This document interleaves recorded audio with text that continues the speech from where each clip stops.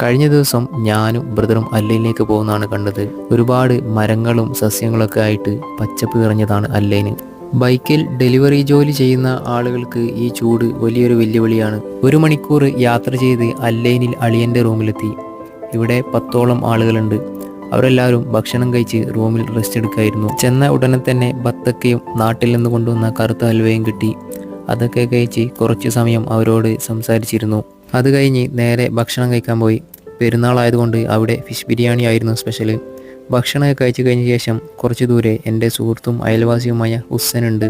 അവനെ കാണാൻ പോകാം എന്ന് വിചാരിച്ചു. അങ്ങനെ എല്ലാവരും പുറത്തിറങ്ങി അങ്ങോട്ടുള്ള യാത്ര തുടങ്ങി. അവനിവിടെ ഒരു സൂപ്പർ മാർക്കറ്റിലാണ് ജോലി ചെയ്യുന്നത്. 20 മിനിറ്റോളം യാത്ര ചെയ്ത് അവൻ്റെ അടുത്തെത്തി. പെരുന്നാളാണ് എന്നുണ്ടെങ്കിലും കടകളിലും കഫ്തീരിയകളിലും വർക്ക് ചെയ്യുന്നവർക്ക് അവധി ഉണ്ടാവാറില്ല. അങ്ങനെ കുറച്ച് സമയം അവിടെ സംസാരിച്ചിരുന്നു. അവിടുന്ന് നേരെ തിരിച്ചു. വീഡിയോ ഇഷ്ടപ്പെട്ടാൽ സബ്സ്ക്രൈബ് ചെയ്യാൻ മറക്കല്ലേ.